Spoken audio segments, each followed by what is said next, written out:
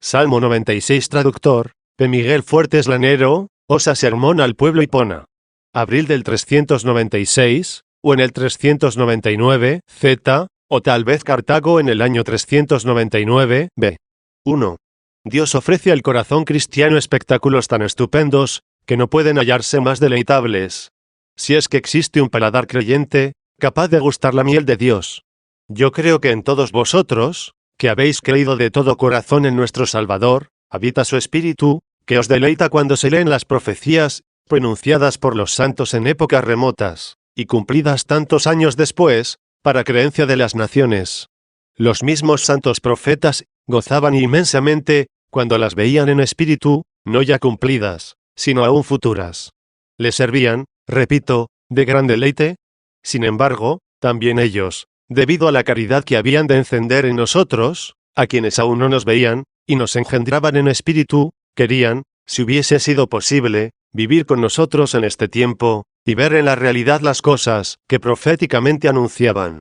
De aquí que el Señor dijo a sus discípulos, que comenzaban a ver estas cosas, muchos profetas y justos quisieron ver lo que vosotros veis, y no lo vieron. Y oír lo que vosotros oís, y no lo oyeron uno. Pues, aun cuando veían proféticamente estas cosas, sin embargo, en su espíritu se representaban como futuras. En cambio a los apóstoles, en realidad. De aquí que el anciano y justo Simeón se alborozó en extremo viendo al niño Jesús, y reconociendo en el pequeñito al grande, y al Creador del cielo y de la tierra, en aquella minúscula carne. Se alborozó inmensamente porque había recibido la promesa de no morir antes de ver la salvación de Dios. La vio, se regocijó, y dijo, ahora, Señor, despacha a tu siervo en paz, porque han visto mis ojos tu salvación. 2. Este regocijo es inmenso, es obra de la caridad. Nos hemos regocijado cuando se cantaba este salmo. Ciertas cosas se entendieron entonces por todos. Otras, según creo, o fueron entendidas por pocos, o, sin duda no por todos. Luego consideremos todo el salmo en este sermón, con el cual os obsequio, y veamos cuánta fue la diferencia con que Dios quiso alegrarnos, presentando las cosas que prometió, y mostrándonos la verdad con sus promesas. 2. V.1. El salmo tiene por título, para el mismo David, cuando la tierra le fue restituida. Todo el salmo se lo aplicaremos a Cristo, si queremos mantener el camino de la recta inteligencia. No nos apartemos de la piedra angular 3, para que nuestro entendimiento no se vaya a la ruina. Afiáncese en ella lo que con inestable movimiento se bambolea. Apóyese en ella lo vacilante. Por grande que sea la duda que pueda suscitarse en el ánimo del hombre, al oír la escritura de Dios, no se aleje de Cristo. Cuando en sus palabras se le haya revelado Cristo, convénzase de que ha entendido. Pues antes de llegar al entendimiento de Cristo, no confíe en que ha entendido. Porque el fin de la ley es Cristo para justificación de todo creyente. 4. ¿Qué es y cómo se toma, aplicado a Cristo, la expresión, cuando le fue restituida su tierra? Es fácil reconocer que David representa a Cristo, ya que Cristo nació de María, que es de la descendencia de David, y como había de nacer de su descendencia, por eso figuradamente se profetizaba a Cristo bajo el nombre de David. Luego David es Cristo, puesto que David significa de mano fuerte. ¿Y quién es de mano tan fuerte, como aquel que venció al mundo desde la cruz? Porque después de su resurrección y ascensión, habiendo recibido los apóstoles el Espíritu Santo, y hablando varias lenguas, conmovida la multitud de aquellos que le habían crucificado, pidió un consejo de salvación. Lo recibió y abrazaron la fe. Se les olvidó y perdonó el derramamiento de la sangre de Cristo, y se les dio a beber la sangre de Cristo. Hechos, pues, fieles de aquel a quien habían perseguido, creyeron en aquel a quien crucificaron y ante quien meneaban la cabeza insultándolo, quisieron tenerlo a él como cabeza. 5. He aquí el sentido de la frase, le fue restituida su tierra, como dice el título del Salmo. Su tierra es en realidad Judea. Y toda Judea había perecido cuando, desconociendo a su Señor, se ensañaron como frenéticos contra el médico, y, rechazando por furor la salud, le crucificaron. Parecía como si hubiera perecido toda Judea. Pero, ¿hasta qué punto toda? Los apóstoles también quedaron aterrados. Pedro, incluso, que le seguía con amor audaz, le negó 3 veces con tímida cobardía. También el mismo Señor Jesucristo, después de resucitar, encontró a 2 individuos hablando entre sí de él en tal estado de ánimo, que le contestaron al preguntarles de lo que hablaban. ¿Eres tú el único forastero en Jerusalén que no te has enterado de las cosas que en ella han sucedido estos días? ¿Cuáles? Les preguntó. Ellos le contestaron, lo referente a Jesús el Nazareno, que fue un profeta, poderoso en palabras y obras delante de Dios y de todo el pueblo. Y como lo entregaron los sumos sacerdotes y nuestros magistrados para ser condenado a muerte, y lo crucificaron. Y nosotros esperábamos que él iba a liberar a Israel. 6. Habían ya perdido la esperanza en Cristo, puesto que no dijeron, nosotros esperamos que él liberará, sino, esperábamos que fuera el Redentor de Israel. Él estaba con ellos, y ellos ya no tenían en él esperanza.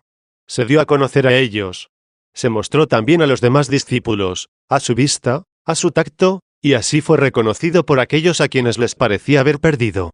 Así revivió la fe de quienes la habían perdido, se le restituyó su tierra.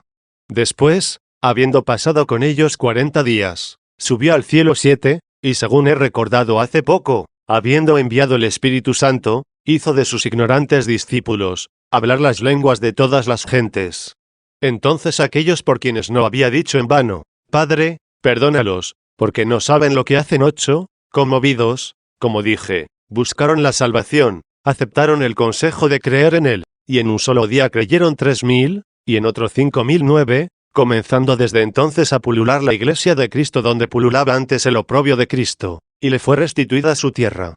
Pero como él mismo había dicho, tengo otras ovejas que no son de este redil, y también las debo traer, para que haya un solo rebaño, y un solo pastor. 10. Fueron enviados los apóstoles a los gentiles, a donde no habían sido enviados los profetas. Fueron buscados así los que nada buscaban, y encontrados los que nada esperaban. Tuvieron por redentor al Dios que no tenían por prometedor. Los judíos tenían a Dios como prometedor, porque los profetas les predicaron y les prometieron a Cristo. Pero al que prometido oyeron, no le reconocieron presente. A los gentiles no se les prometió cosa alguna. Con todo, en los profetas también se había hablado de su fe. No les habían hablado, pero habían hablado de ellos.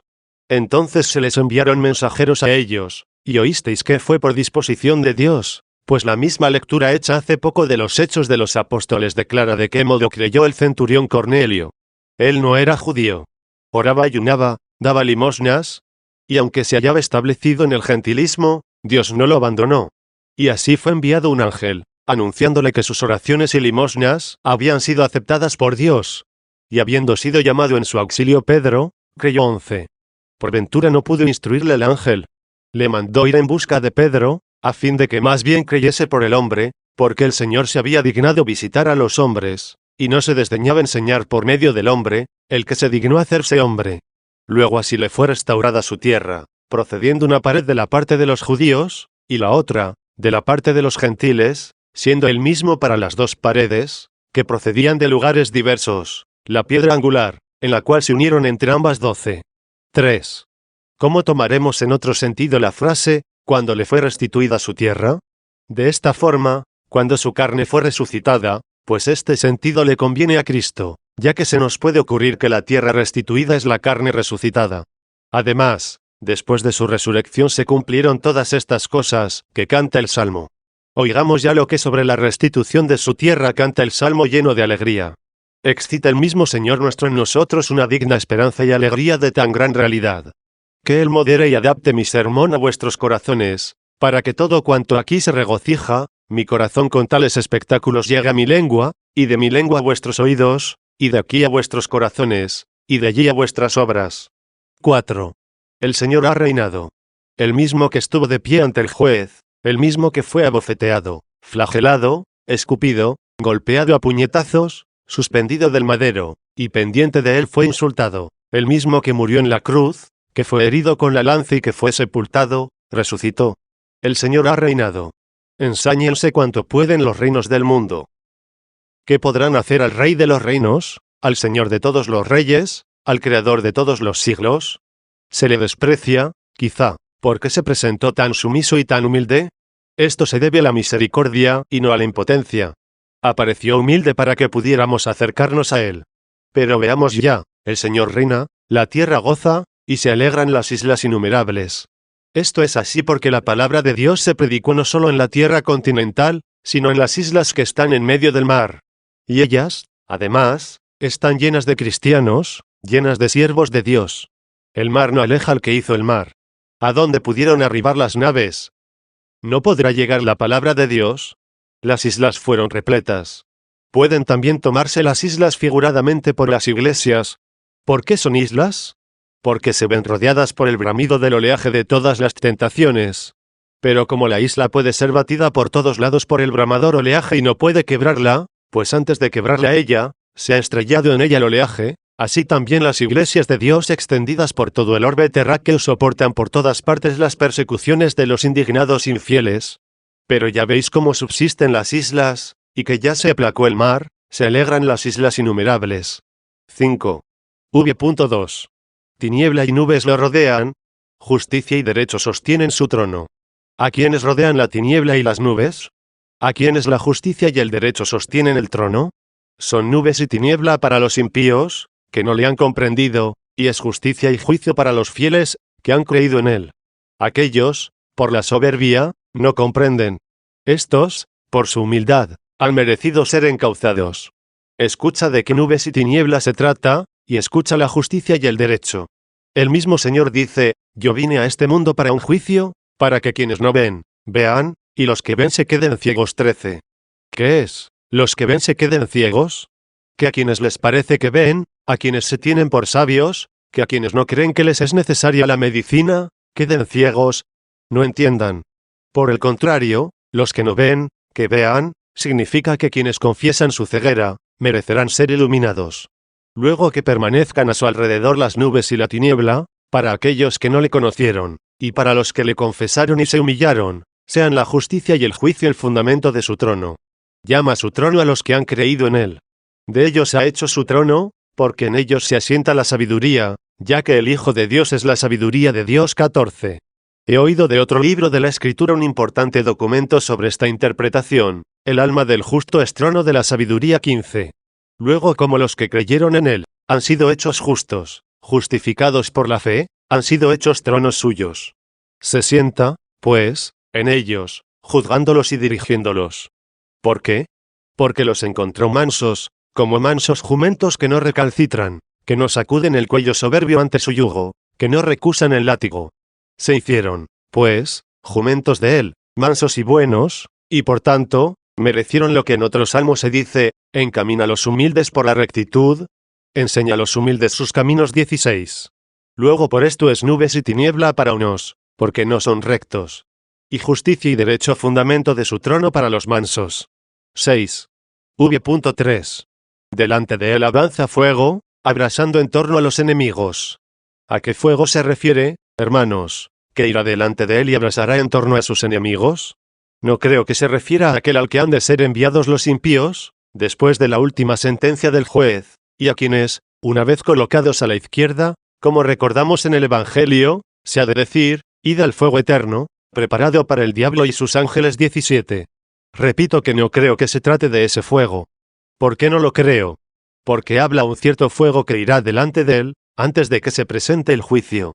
Pues se dice que le antecederá el fuego e inflamará alrededor, es decir, por todo el orbe de la tierra a sus enemigos. El fuego aquel aparecerá después de la segunda venida. Este, en cambio, avanza delante de él. ¿Cuál es este fuego? Este fuego podemos entenderlo como el castigo de los malos y la salvación de los redimidos. ¿Cómo por castigo de malos? Porque al ser anunciado Cristo, se airaron las turbas, y promovieron persecuciones. Este airamiento era fuego que consumía, más bien, a los perseguidores que a los perseguidos. Cuando vemos a dos hombres, al uno airado, y al otro paciente, dejo a vuestra consideración quién de ellos se abrasa. Este espectáculo le podéis contemplar en el género humano.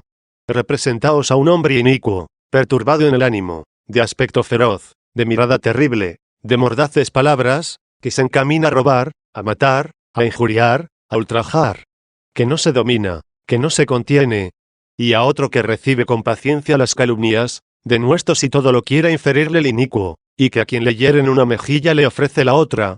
Al ver, pues, de una parte la ferocidad, y de otra la mansedumbre, de una la ira y de otra la paciencia, de una el arrebato y de otra la tolerancia, ¿dudaréis de quién de estos dos se abrase y sufre el castigo? ¿Por ventura aquel que es vejado en el cuerpo, o el asolado en el ánimo? Por esto dijo también el profeta Isaías, y ahora el fuego devora a los enemigos. 18. ¿Qué significa, y ahora? Antes de que llegue aquel gran día, y se abrasen en su furor los que después han de ser abrasados en el suplicio de aquel fuego eterno. A no ser que penséis, hermanos míos, que la injusticia que procede de un hombre, y se encamina a perjudicar a otro hombre, dañe a aquel a quien se encamina, y no dañe a aquel de quien procede. ¿Cómo puede acontecer esto? Mirad, algunas veces la pequeña tea encendida se aplica a un madero húmedo y verde, y no le prende, a pesar de que ella arde. Así acontece a tu enemigo. Si quizás hay algún hombre injusto que te prepara insidias, y te promueve alguna molestia, ciertamente este hombre es inicuo. Pero si tú fueses árbol verde, es decir, si fueses vigoroso y verde, debido a la savia espiritual, resistirás a la llama de las enemistades, rogando por el que te persigue. Entonces él arderá y tú permanecerás intacto. Su injusticia le dañará a él, y no a ti. A no ser que quizás pienses que te perjudica si ejecuta algo contra tu cuerpo, a pesar de que tu alma, paciente e insobornada, se presente ante Dios para ser coronada, siguiendo el ejemplo de su Señor, que prefirió padecer a mano de los judíos y que murió pudiendo no haber muerto, puesto que también pudo no haber nacido, y nació. Pues tú naciste por la condición de la naturaleza, y él por voluntad. Tú mueres por índole natural, él por la misericordia. Luego, así como a él en nada le perjudicaron los judíos, así también a ti ningún perseguidor enemigo te dañará, si eliges ser miembro de su cabeza. 7. Fijaos cómo hemos encendido el fuego que va delante de él, es decir, cómo, en este tiempo, ha de entenderse como cierta pena de infieles y perversos. Entendámoslo, si podemos, como salvación de los redimidos, pues así también lo propuse. El mismo Señor, refiriéndose a él, dice, he venido a traer fuego a la tierra. 19. Trajo fuego y también espada, pues en cierto lugar dice que no vino a traer paz a la tierra, sino la espada. 20. Espada para separar, fuego para quemar, pero uno y el otro saludablemente, porque la espada de su palabra nos separa saludablemente de las malas costumbres. Trajo, pues, la espada, y separó a cada uno de los fieles de su padre, que no creía en Cristo, o de su madre, igualmente infiel, o, sin duda, si nació de padres cristianos, al menos de su primera estirpe. Porque todos nosotros tuvimos abuelo, bisabuelo, o lejana procedencia de gentiles de la infidelidad detestable a Dios. Fuimos separados de lo que éramos. Para ello intervino la espada separando, no matando. De este modo también obró el fuego, he venido, dice, a poner fuego a la tierra. Así ardieron los hombres que creyeron en Cristo, al recibir la llama de la caridad. Por eso mismo el Espíritu Santo, cuando fue enviado a los apóstoles, apareció de esta forma, pues se dice, y vieron aparecer unas lenguas como de fuego, que se repartían posándose sobre cada uno de ellos. 21. Inflamados con este fuego, comenzaron a ir por el mundo, y a inflamar y encender en derredor a sus enemigos. ¿A qué enemigos? A los que, habiendo abandonado a Dios, por quien fueron creados, adoraban a los simulacros que ellos habían creado. Estos enemigos eran quemados. Si eran malos, consumiéndolos. Si buenos, restaurándolos. De suerte que quien no creía, abrasado y consumido por su envidia, se incendiaba él a sí mismo por aquel fuego, haciéndose peor al oír la palabra de Dios. O, si se convertía y creía, nada ardía en él de esta manera, pero ardía. Ardía, pues el heno, para purificarse el oro. ¿El oro es la fe? El heno la concupiscencia de la carne. Toda carne, dice Isaías, es heno, y todo su esplendor, como flor de heno. 22. Luego todo lo que hay en el hombre carnal, que apetece las cosas vanas y mundanas, es heno. ¿Cuántos, y quizá hermanos nuestros, fueron al teatro conducidos por el heno?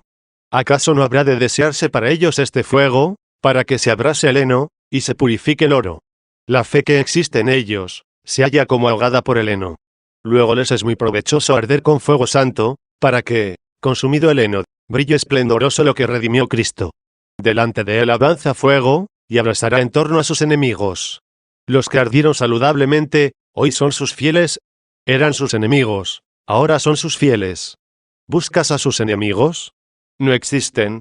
Fueron consumidos, ardieron. La caridad consumió en ellos aquello por lo que siguieron a Cristo, y purificó en ellos lo que impedía que creyesen en Cristo. Y abrasará en torno a sus enemigos. 8. V.4. Sus relámpagos deslumbran el orbe. Gran regocijo. ¿No los vemos? ¿No es algo evidente? Aparecieron sus relámpagos por toda la tierra. Se inflamaron, ardieron sus enemigos. Se abrasó todo lo que contradecía, y aparecieron relámpagos por toda la tierra. ¿Por qué aparecieron? Para que creyesen los hombres. ¿De dónde proceden los relámpagos? De las nubes. ¿Cuáles son las nubes de Dios? Los predicadores de la verdad. Miras el cielo y ves una nube opaca y oscura. Sin embargo, oculta algo en su interior. Si centellea la nube, aparece el esplendor. De lo que despreciabas salió lo que te espanta. Nuestro Señor Jesucristo envió a sus apóstoles, a sus predicadores, como nubes. Se mostraron como hombres, y eran despreciados, como cuando se ven las nubes, y se desprecian antes de que salga de ellas lo que causa admiración. En primer lugar eran hombres de carne, débiles y además eran rudos e ignorantes, sin nobleza alguna. Pero en ellos había algo que fulguraba, algo que centelleaba. Se presenta Pedro, un simple pescador. Ora, y resucita un muerto 23. Por su aspecto humano era nube, pero era fulgor por el esplendor del milagro. Cuando hablan y obran cosas dignas tanto en las palabras como en los hechos, sus relámpagos deslumbran el orbe de la tierra. Y viéndolos, la tierra se estremece. Mira a ver si no es verdad, si no clama toda la tierra. Así es, toda la tierra ya cristiana, conmovida por los relámpagos que estallan de aquellas nubes. Lo vio la tierra y se conmovió. 9. V.5. Los montes se derritieron como cera ante el Señor. ¿Quiénes son los montes? Los soberbios. Toda altura que se levanta contra Dios, se estremece ante los hechos de Cristo, y al oírlos de los cristianos, sucumbe. Y cuando digo lo que está escrito, se derritió, es porque me parece que no hay otra palabra mejor. Los montes se derriten como cera ante el Señor. ¿Dónde está la sublimidad de los poderes mundanos? ¿Dónde la dureza de los infieles? Los montes se derriten como cera ante el Señor. ¿Dónde se halla la sublimidad de los poderes mundanos? ¿Dónde la dureza de los infieles? Los montes se derriten como cera en presencia del Señor. El Señor fue para ellos fuego, y ellos se derritieron como cera delante de Él. Permanecieron duros mientras no se les aplicó aquel fuego. Se allanó toda altura. Ahora no se atreve a blasfemar contra Cristo. El pagano que aún no cree en Él, no obstante no le blasfema. Si todavía no se ha convertido en piedra viva, el duro monte, sin embargo, ha sido vencido. Los montes se derritieron como cera ante el Señor de toda la tierra. No solo la de los judíos, sino también la de los gentiles, como dice el apóstol 24, pues no es únicamente Dios de los judíos, sino también de los gentiles. El Señor de toda la tierra, nuestro Señor Jesucristo, nació en Judea, pero no nació únicamente para Judea, porque, aún antes de nacer, los había creado a todos. Y el que los hizo a todos los restauró. Ante el Señor de toda la tierra. 10. V.6. Los cielos pregonaron su justicia, y todos los pueblos contemplaron su gloria. ¿Qué cielos pregonaron? Los cielos proclaman la gloria de Dios 25. ¿Quiénes son estos cielos? Los que se hicieron trono de Dios. Como Dios se sienta en los cielos, así se sienta en los apóstoles, en los predicadores del Evangelio. Y tú, si quieres, también serás cielo. ¿Quieres ser cielo? Limpia de la tierra tu corazón. Si no tienes deseos terrenos, y no dijeras en vano que tienes arriba tu corazón, serás cielo. Si habéis resucitado con Cristo. Dice el apóstol a los fieles, buscad las cosas de arriba, donde Cristo se haya sentado a la derecha de Dios. Gustad las cosas de arriba, no las de la tierra 26. ¿Has comenzado a saborear las cosas de arriba, y no las de la tierra? Te hiciste cielo. Contigo llevas la carne, pero tu corazón ya está en el cielo 27. Tu trato será con el cielo. Siendo tú no así, anuncias a Cristo. ¿Qué fiel no anuncia a Cristo? Compréndame vuestra caridad. ¿Pensáis que solo nosotros, los que estamos aquí, anunciamos a Cristo, y vosotros no lo anunciáis? ¿Cómo es que vienen a nosotros, queriendo ser cristianos, a los que nunca hemos visto, ni los conocemos, y a los que jamás hemos predicado? Pero, ¿creyeron sin haberles anunciado nadie la palabra de Dios? Dice el apóstol. ¿Cómo creerán en aquel de que nunca han oído, y cómo oirán sin que nadie les predique? 28. Luego toda la iglesia predica a Cristo, y los cielos proclaman su justicia, porque todos los fieles, para quienes es un deber ganar para Dios a los que aún no han creído, si lo hacen por caridad, son cielos. Desde ellos Dios infunde el terror de su juicio, y así, el que era infiel se atemoriza y cree. Mostrad a los hombres cuánta ha sido la potencia de Cristo en todo el orbe de la tierra, hablándoles y atrayéndoles al amor de Cristo. ¿Cuántos habrán hoy arrastrado a sus amigos al espectáculo del pantomimo, o al cómico, o al flautista? ¿Y por qué lo hicieron? Por afición a ellos. Amad también vosotros a Cristo, pues aquel que venció al mundo ofreció tales espectáculos, que nadie puede echarle en cara algo digno de reprensión. Pero en el teatro sucede algunas veces que uno se decepciona de aquel a quien ama. Mas en Cristo nadie se siente decepcionado. Nadie tiene de qué avergonzarse. Arrebatad, atraed, conquistad a cuantos podáis. Estad seguros de que no desagradará a quienes lo contemplan, y rogad que los ilumine y que miren bien. Los cielos anunciaron su justicia, y todos los pueblos contemplaron su gloria. 11. V.7. Los que adoran estatuas se sonrojan. ¿No ha sucedido esto ya? ¿No se han avergonzado? ¿No se sonrojan cada día? Los ídolos son esculturas hechas a mano. ¿Por qué se avergüenzan quienes las veneran? Porque ya todos los pueblos han contemplado la gloria de Cristo. Ya todos los pueblos confiesan su gloria, se sonrojan los que adoran piedras. Porque aquellas piedras estaban muertas, y nosotros hemos encontrado la piedra viva. Es más, aquellas piedras nunca estuvieron vivas, para que se pueda decir que estaban muertas. Al contrario, nuestra piedra siempre estuvo viva junto al Padre, y muriendo por nosotros, resucitó, y ahora vive, y ya jamás la muerte se apoderará de ella. 29. Los pueblos han conocido su gloria, por eso abandonan sus templos, y corren a las iglesias. Todos los que adoran estatuas se sonrojan. Intentan aún adorar las estatuas. No quisieron abandonar los ídolos, y fueron abandonados por ellos. Los que adoran estatuas se sonrojan. Los que ponen su orgullo en los ídolos. Pero surge un iluminado disputador, que a sí mismo le parece ser docto, y dice, yo no adoro la piedra, ni la estatua insensible, pues vuestro profeta no pudo saber que tienen ojos y no ven. 30, y yo ignoro que aquel simulacro tampoco tiene alma, ni ve con los ojos, ni oye con los oídos. No le doy culto a él, sino que adoro lo que veo, y sirvo a quien no veo. ¿Y quién es este ser invisible? Y responde, es un cierto numen, divino, invisible, que preside desde aquel simulacro. De este modo, explicando el porqué de sus simulacros, a sí mismos les parece que son hábiles, porque no adoran los ídolos, y adoran a los demonios. Hermanos, dice el apóstol, lo que los gentiles inmolan, lo inmolan a los demonios y no a Dios. Y no quiero, dice, que os hagáis compañeros de los demonios. 31, porque sabemos que un ídolo es una nada. 32. Y el mismo apóstol dijo, sabemos que nada es el ídolo, pero lo que inmolan los gentiles, a los demonios lo inmolan y no a Dios. No se excusen, pues, diciendo que no se entregan a los ídolos insensibles, pues se entregaron más bien a los demonios, lo que es más perjudicial. Porque si únicamente adorasen a los ídolos, así como no les ayudarían, tampoco les perjudicarían. Pero si adoras y sirves a los demonios, serán tus señores. ¿Y quiénes serán tus señores? Los que te tienen envidia. Y siendo tus señores, es necesario que envidien tu libertad.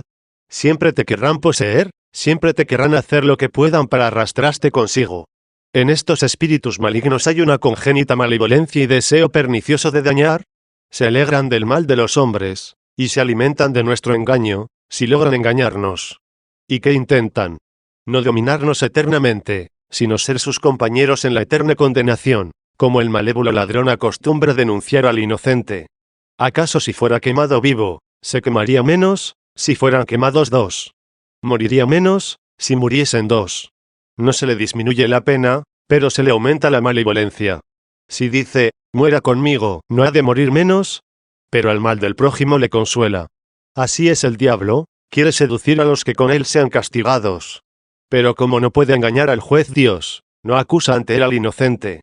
Quiere que haya crímenes verdaderos que pueda imputar, y persuade a los pecados. Y habéis que señores se imponen los que adoran ídolos y demonios. Lo que inmolan los gentiles, no lo inmolan a Dios, sino a los demonios. No quiero que os hagáis socios de los demonios. 12. ¿Y nosotros? ¿Qué Dios tenemos? Atended a lo que sigue. Después de haber dicho, avergüéncense todos los que adoran estatuas, añadió, y los que se glorían en sus simulacros, no sucediera que, dando cuenta y razón de sus simulacros, dijesen, no adoramos las piedras, sino los númenes. ¿Y qué númenes son esos que adoras? Dime. ¿Adoras a los demonios, o a los espíritus buenos, como son los ángeles? Porque hay ángeles santos, y hay espíritus malignos. Yo te digo que en tus templos se da culto solo a espíritus malignos. Los espíritus que exigen para sí soberbiamente sacrificios, y quieren ser adorados como dioses, son malignos y soberbios. Son como esos hombres perversos, que buscan su gloria, y desprecian la de Dios. Fijaos cómo obran los hombres santos, que son semejantes a los ángeles. Cuando encuentras a un hombre santo, siervo de Dios, si quiere reverenciarle y adorarle como a un Dios, te lo prohíbe. No quiere arrogarse el honor de Dios, no quiere que le tengas por Dios, sino que desea estar sometido contigo a Dios. Esto lo hicieron los santos apóstoles Pablo y Bernabé. Hallándose predicando la palabra de Dios en Licaonia, y habiendo hecho un milagro, los habitantes de aquella región trajeron víctimas, y las quisieron sacrificar en su honor, diciendo que Bernabé era Júpiter, y Pablo Mercurio. Ellos lo rechazaron. No quisieron, ¿acaso, que se les inmolara, porque detestaron ser comparados a los demonios? No, sino porque se horrorizaron de recibir honor divino de los hombres. Esto no es una opinión mía, sino que lo declaran sus mismas palabras. Lo dice el mismo libro, siguiendo su lectura, y dice cómo se conmovieron. Entonces Pablo y Bernabé rasgaron sus vestiduras, y dijeron, varones hermanos, ¿qué hacéis? Nosotros somos hombres mortales, como vosotros. 33. Atended, hermanos. Así como los hombres buenos prohíben que se les adore como dioses, a los que querían adorarlos, y desean más bien que sea adorado y honrado un solo Dios, y que se ofrezca un sacrificio a un solo Dios y no a ellos, así también todos los santos ángeles procuran la gloria de aquel a quien aman, y tratan por todos los medios de arrastrar e inflamar a todos los que aman el culto a Dios, a su adoración, a su contemplación. Ellos, por ser anunciadores, les anuncian a Dios, no a sí mismos, y, como soldados que son, solo saben buscar la gloria de su emperador, pues si buscasen la suya, serían condenados como tiranos. Así obra el diablo y los demonios, sus ángeles, ya que se arrogó para sí y para sus demonios el honor divino. Llenó los templos de paganos, y les persuadió la obra de simulacros y el ofrecimiento de sacrificios para sí. ¿No sería mejor que rindieran culto a los ángeles santos que a los demonios? Pero responden, no adoramos a los perversos demonios. Nosotros adoramos a los que vosotros llamáis ángeles, a las virtudes, a los ministros del gran Dios. Ojalá que fuera así. Fácilmente aprenderíais de ellos a no adorarlos. Oye al ángel doctor. Estando enseñando y declarando muchas maravillas a cierto discípulo de Cristo, según se lee en el Apocalipsis de ese Juan, ante la contemplación de cierto milagro presentado por el ángel, se postró a sus pies, pero el ángel que no buscaba su propia gloria, sino la de su Señor, le dice, levántate. ¿Qué haces? Adórale a él, porque yo soy consiervo tuyo y de tus hermanos. 34. Entonces, ¿qué haremos, hermanos míos? Que nadie diga, temo que se irrita el ángel conmigo, sino lo adoro en lugar de Dios. Por el contrario, se enojará contigo si quieres adorarle. Pues es bueno y ama a Dios. No se diga ningún corazón débil, ningún corazón miedoso, pero si se enojan los demonios, por no ser adorados, ¿temo irritar a los demonios? ¿Qué ha de hacerte incluso el diablo, príncipe de ellos? Si pudiera hacerte algo, no quedaría en pie ninguno de nosotros. ¿No se dicen cada día contra él tantas cosas por boca de los cristianos, y no obstante crece la mies de los cristianos? Cuando te airas contra tu perverso siervo, le pones este nombre, pues le llamas diablo o Satanás. Sin duda te equivocas en esto, porque se lo llamas al hombre, y eres arrastrado, con inmoderada ira, a ultrajar la imagen de Dios. Sin embargo, eliges decirle lo que más detestas. Si él pudiese, no se vengaría. Pero no se le permite, y solo hace cuanto se le permite. Quiso tentar a Job, y, con todo, recabó poder para ello. 35, y no lo habría hecho si no hubiera conseguido tal poder. Luego, ¿por qué no adoras a Dios con seguridad, puesto que sin su consentimiento nadie te daña, y, permitiéndolo, eres castigado, pero no destruido? Si agrada al Señor, Dios tuyo, permitir que algún hombre o espíritu te perjudique, te castigue. Te endereza, para que clames a él y le digas, el Señor me castigó, me corrigió, pero no me entregó a la muerte. 36. Luego avergüéncense los que adoran estatuas, los que se glorían en sus simulacros. Adoradle todos sus ángeles. Aprendan los paganos a adorar a Dios. Quieren adorar a los ángeles. Que los imiten, y adoren a aquel que es adorado por los ángeles. Adoradle todos sus ángeles. Adore el ángel que fue enviado a Cornelio, pues por haberle adorado Cornelio, fue enviado a Pedro 37. Adore el ángel consiervo de Pedro a Cristo, Señor de Pedro. Adoradle todos sus ángeles. 13. V.8. Lo oyó Sión y se alegró. ¿Qué oyó Sión? Que lo adoran todos sus ángeles. ¿Qué oyó Sión? He aquí lo que oyó, anunciaron los cielos su justicia, y todos los pueblos contemplaron su gloria. Avergüéncense todos los que adoran estatuas, los que ponen su orgullo en sus ídolos. Efectivamente, la iglesia todavía no existía entre los gentiles. En Judea habían creído algunos de los judíos, y los que creyeron pensaban que solo ellos pertenecían a Cristo. Pero fueron enviados los apóstoles a los gentiles. Se predicó a Cornelio, creyó y se bautizó, y también los de su casa se bautizaron con él. ¿Sabéis cómo sucedió para ser bautizados?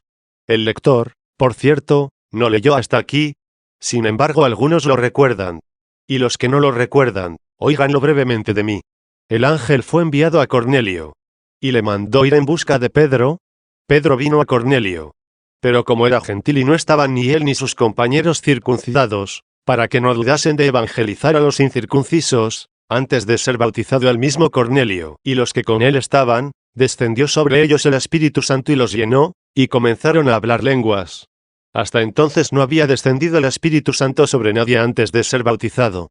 Pedro habría podido dudar en bautizar a los incircuncisos, pero como descendió sobre ellos el Espíritu Santo y comenzaron a hablar en lenguas, es decir, se les concedió el don invisible, desapareció la duda y se les dio el don visible, todos fueron bautizados. Y también allí está escrito, los apóstoles y los hermanos residentes en Judea, oyeron que también los gentiles habían aceptado la palabra de Dios y bendecían a Dios. Esto es lo mismo que se conmemora aquí, lo oyó Sión y se alegró. ¿Qué oyó? ¿Por lo que se regocijó Sión? Que los gentiles recibieron la palabra de Dios. Se había levantado una pared, pero aún no se había formado el ángulo. La iglesia que existía en Judea, fue denominada aquí, con toda propiedad, Sión. Lo oyó Sión y se regocijó, y se alborozaron las hijas de Judea. Así también está escrito, lo oyeron los apóstoles y los hermanos, que estaban en Judea. Observad, si no, se alborozaron las hijas de Judea. ¿Qué oyeron? Que también los gentiles habían recibido la palabra de Dios. ¿Dónde se dice esto en el presente salmo? Cuando dice, los cielos proclamaron la justicia de Dios, y los pueblos han contemplado su gloria. Pero como los gentiles, por quienes eran adorados los ídolos, creyeron, prosigue diciendo, avergüéncense todos los que adoran estatuas, los que se glorían de sus simulacros. Lo oyó Sión y se regocijó, y se alborozaron las hijas de Judea. Más tarde, algunos de la circuncisión, censuraron a Pedro, diciéndole, ¿por qué entraste en casa de gentiles incircuncisos y comiste con ellos? Entonces él les explicó cómo estando en oración, se le presentó en visión una especie de bandeja sostenida por los cuatro extremos. Esta especie de bandeja, que contenía toda clase de animales, simbolizaba a todas las gentes. Pendía además de los cuatro cabos, porque cuatro son las partes del orbe de donde habían de venir a la iglesia todos los pueblos, y por esto son también cuatro los evangelios que predican a Cristo, y así se entienda que la gracia de Dios pertenece a las cuatro partes del orbe. Luego, como se le declaró a Pedro esta visión, le reveló y aclaró todas las cosas, como creyó Cornelio, y como antes de ser bautizado el hombre gentil, vino sobre él el Espíritu Santo. Habiendo oído estas cosas, se callaron y glorificaron a Dios, diciendo, Dios ha dado realmente también a los gentiles la penitencia, que conduce a la vida. 38. He aquí como lo oyó Sión y se regocijó, y se alborozaron las hijas de Judea por tus juicios. Oh Señor. ¿Por qué juicios? Porque Dios no tiene acepción de personas. El mismo Pedro, al ver al centurión Cornelio, y a los que estaban con él llenos del Espíritu Santo, exclamó y dijo, en verdad he comprendido que Dios no hace distinción de personas. Luego se alborozaron las hijas de Judea por tu justicia. Oh Señor. ¿Qué significa por tu justicia? Que le es aceptable cualquiera que le sirve, de cualquier pueblo o gente que sea. 39. Puesto que no es únicamente Dios de los judíos, sino también de los gentiles. 40. 14. V.9. Mirad a ver si no es este el motivo por el que se alborozaron las hijas de Judea. Y se alborozaron las hijas de Judea por tus juicios. Oh Señor. Porque tú eres Señor, altísimo sobre toda la tierra. No solo sobre Judea, no solo sobre Jerusalén, no solo sobre Sión, sino sobre toda la tierra. Por toda esta tierra se extendieron los juicios de Dios, para convocar de todas partes los pueblos, con los cuales no se comunican los que a sí mismos se desgajaron, ni entienden lo predicado, ni ven lo cumplido. Porque tú eres, Señor, altísimo sobre toda la tierra, y encumbrado sobre todos los dioses. ¿Qué significa encumbrado, puesto que se habla de Cristo? ¿Qué significa encumbrado? Que entiendas que es igual al Padre. ¿Y qué quiere decir, sobre todos los dioses? ¿Quiénes son estos? Los ídolos carecen de sensibilidad, no tienen vida. Los demonios sienten y viven, pero son malos. No es de extrañar que Cristo sea encumbrado sobre todos los ídolos. Fue exaltado sobre los demonios, pero esto tampoco es cosa mayor. Los demonios ciertamente son los dioses de los gentiles 41, pero Cristo fue encumbrado sobre todos los dioses. Los hombres también fueron llamados dioses. Yo declaro, sois dioses e hijos del Altísimo todos. Y también está escrito, Dios se levantó en la asamblea divina, rodeado de dioses juzga 42. Sobre todos fue encumbrado nuestro Señor Jesucristo. No solo sobre los ídolos y los demonios, sino sobre todos los hombres justos. Aún esto es poco. Y sobre todos los ángeles, porque se dijo, adoradle todos sus ángeles. Tú eres encumbrado sobre todos los dioses. 15. V.10. ¿Qué haremos, pues, todos los que nos reunimos en torno a aquel que fue encumbrado sobre todos los dioses? Nos dio un precepto conciso y tajante: los que amáis al Señor, odiad el mal. No es digno que ames a Cristo junto con la avaricia. ¿Lo amas? Debes odiar lo que Él odia. Existe, por ejemplo, un hombre que es tu enemigo. Se trata de dos realidades iguales, pues ambos habéis sido creados por el mismo Creador, y en la misma condición humana. Y, sin embargo, si tu hijo habla a tu enemigo, y se acerca a su casa, y tiene con él frecuentes conversaciones, pretendes desheredarlo porque habla con tu enemigo. ¿Y por qué?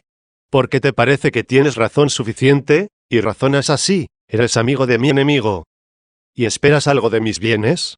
Pero atiende, amas a Cristo. Y la avaricia es enemiga de Cristo. ¿Por qué tratas con ella? Y no digo solo porque hablas con ella, sino porque la sirves.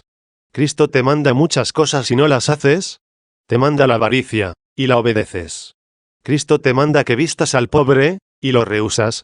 Te manda la avaricia cometer un fraude, y lo cumples con gusto. Si así están las cosas, si tú eres así, no te prometas demasiado la heredad de Cristo. Pero dices, amo a Cristo. Pues bien, los que amáis al Señor, odiad el mal. Se demostrará que amas lo que es bueno, si ves en ti que odias lo que es malo. Los que amáis al Señor, odiad el mal. 16. Pero cuando hayamos comenzado a odiar el mal, nos sobrevendrán persecuciones. ¿Odiamos el mal? Pues bien, entonces algún perseguidor nos dice, comete el fraude, adora a los ídolos, ofrece incienso a los demonios. Pero nosotros hemos oído, los que amáis al Señor, odiad el mal. Sin duda que lo hemos oído. Pero si no lo cumplimos, se ensaña a él más. ¿Hasta qué punto se ensaña? ¿Qué te ha de quitar? Respóndeme. ¿Por qué eres cristiano? ¿Por la herencia eterna, o por la felicidad terrena? Pregunta tu fe, pon frente a tu conciencia tu alma, sintiendo el terror del juicio, responde a quien crees, ¿por qué has creído? Me dices, creí en Cristo. ¿Qué te prometió Cristo, sino lo que en sí mismo dio a conocer? ¿Y qué mostró en su persona? Que murió, resucitó y ascendió al cielo. ¿Quieres seguirlo? Imita su pasión y espera la promesa. ¿Qué te va a sustraer el que se ensaña contigo, cuando hayas comenzado a odiar el mal por tu amor el Señor? ¿Qué te va a quitar? El patrimonio. Pero, ¿quizá el cielo? En fin, que te quite todo lo que Dios te dio. Pero no lo quitará si Dios no quiere. Pero, si Dios quiere, quita únicamente lo que Dios te dio, para que no te quite al mismo Dios. Pues nadie te quitará a Dios, solo te lo quitas tú si huyes de Él. 17. Quizás respondes, no me preocupo de mi patrimonio. Puedo decir, el Señor me lo dio, y el Señor me lo quitó. Como fue de su agrado, así se hizo 43. Pero temo que me mate. Esto es todo. Pero escucha el salmo que te consuela: el Señor custodia las almas de sus justos. Puesto que había dicho anteriormente, los que amáis al Señor, odiad el mal, para que no temieras amar el maligno, no fuera que te matase el maligno, añadió enseguida, El Señor guarda las almas de sus siervos. Escucha al que guarda las almas de sus siervos. Dice, no temáis a los que matan el cuerpo, y no pueden matar el alma. 44. El que prevaleció contra ti mató tu cuerpo, pero ¿qué te hizo? Lo que a tu Señor Dios. ¿Por qué deseas tener lo que Cristo, si temes padecer lo mismo que padeció Cristo? Él vino a tomar tu vida temporal, débil, sometida a la muerte. Teme morir si puedes evitar el morir. Lo que por naturaleza no puedes evitar. ¿Por qué no lo aceptas por la fe? Que te quite el enemigo que te amenaza, esta vida. Dios tiene otra para darte. Como Él te dio esta, y nadie te la quitará si Él no quiere, tiene otra que darte. No temas ser despojado de ella por Él. ¿No quieres despojarte del vestido andrajoso? Mira que Dios te va a dar la estola de gloria. ¿De qué estola me hablas? Esto corruptible se ha de vestir de incorrupción, y esto mortal de inmortalidad. 45. Más aún, esta misma carne tuya no perecerá. El enemigo puede ensañarse hasta la muerte, pero no tiene poder más allá, ni sobre el alma, ni sobre la misma carne, porque aun cuando se convirtiera en polvo la carne, no impide la resurrección. Los hombres temían por su vida. ¿Y qué les dice el Señor? Pues de vosotros, hasta los cabellos de vuestra cabeza están todos contados. 46. ¿Temes perder la vida tú, que no perderás un cabello? Todas las cosas están numeradas por Dios. El que creó todas las cosas, las restaurará. No existían, y fueron creadas. Existen, y ¿no serán restauradas? Creed, pues, hermanos míos, de todo corazón, y los que amáis al Señor, odiad al maligno. Permaneced fuertes, no solo amando a Dios, sino odiando al maligno.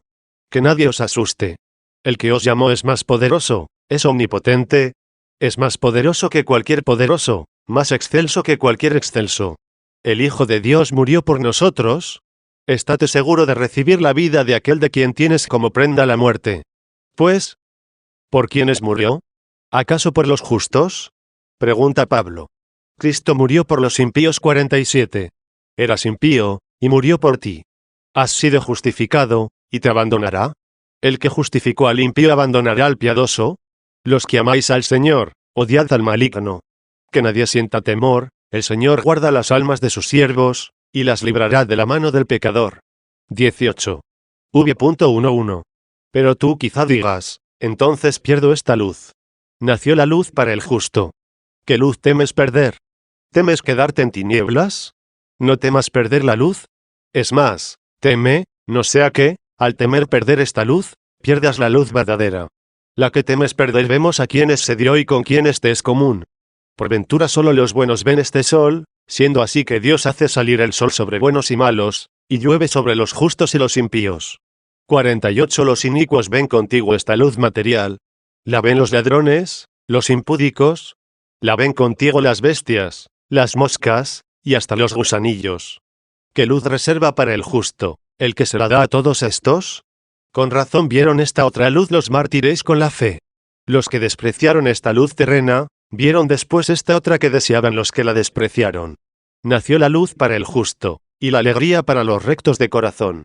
No penséis que fueron desgraciados cuando se hallaban entre cadenas.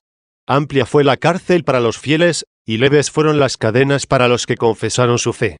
Tenían gozo en el estrado, los que predicaban a Cristo en medio de los tormentos.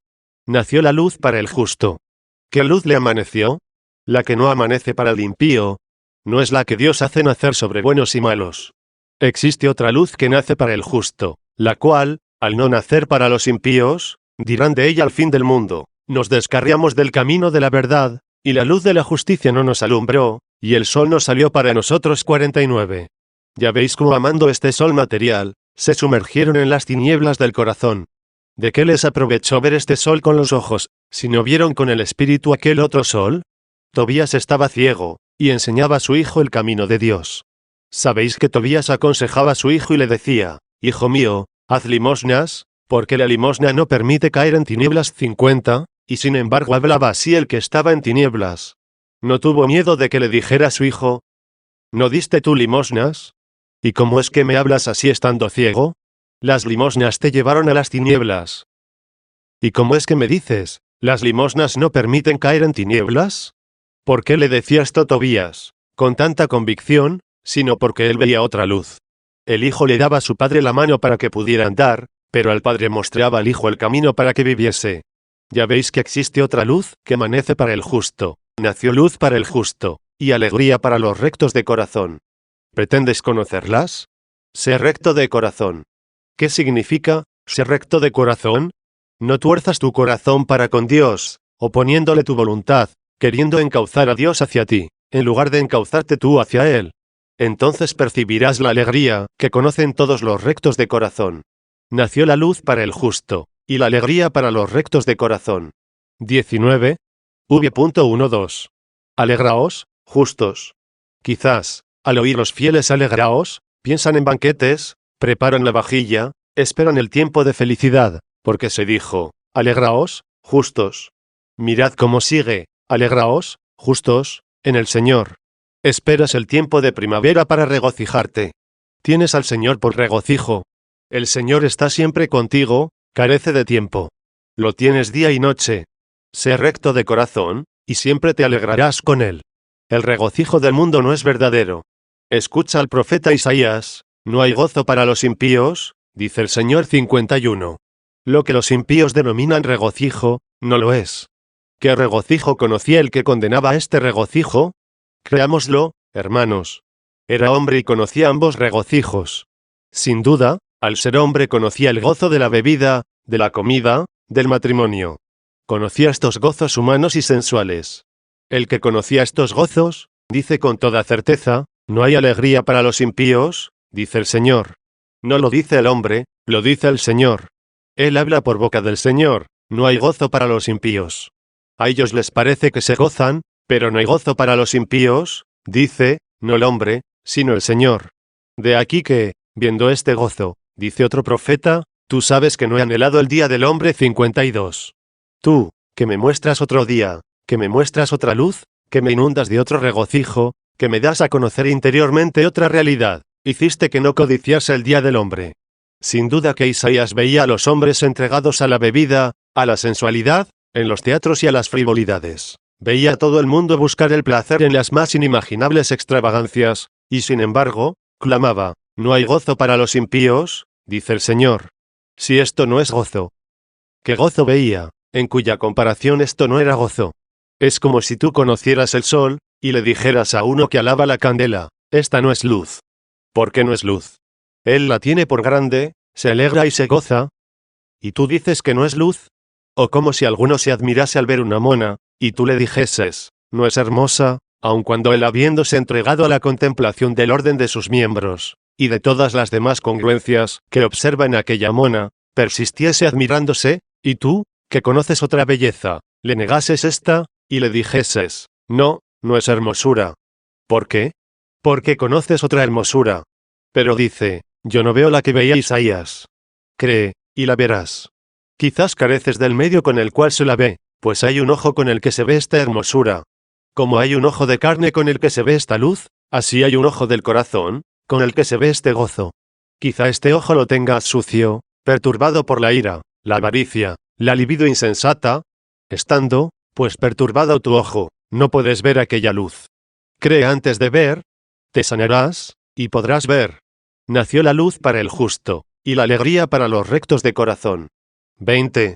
Alegraos, justos, con el Señor, y celebrad la memoria de su santidad. Estando ya alegres en el Señor, y llenos de gozo en el Señor, ofrecedle la alabanza, porque si Él no quisiera, no nos alegraríamos en Él. Dice el mismo Señor, os he dicho estas cosas para que gracias a mí tengáis paz. En el mundo tendréis tribulaciones 53. Si sois cristianos, esperad tribulaciones en este mundo. No esperéis tiempos más tranquilos y mejores. Os engañáis, hermanos. Lo que no os prometió el Evangelio, no os lo prometáis vosotros. ¿Sabéis lo que dice el Evangelio? Hablo a cristianos. No debemos ser prevaricadores de la fe. El Evangelio dice que en los últimos tiempos habrá muchos males, muchos escándalos, pero quien persevera hasta el fin, se salvará. Se enfriará, dice, la caridad de muchos 54. Luego quien persevere con espíritu ferviente, según dice el apóstol, que escribe, permaneced fervientes en el espíritu 55, su caridad no se enfriará, ya que la misma caridad de Dios ha sido derramada en nuestros corazones por el Espíritu Santo que se nos ha dado. 56.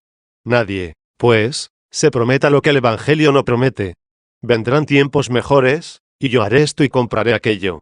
Te es mejor que pongas atención a aquel que no se engaña, ni engaña a nadie, el cual te prometió la alegría, no aquí, sino en él. Y así, cuando hayan pasado todas estas cosas, esperarás reinar con él eternamente, no sea que al querer reinar aquí, no tengas alegría aquí, ni la encuentres allí.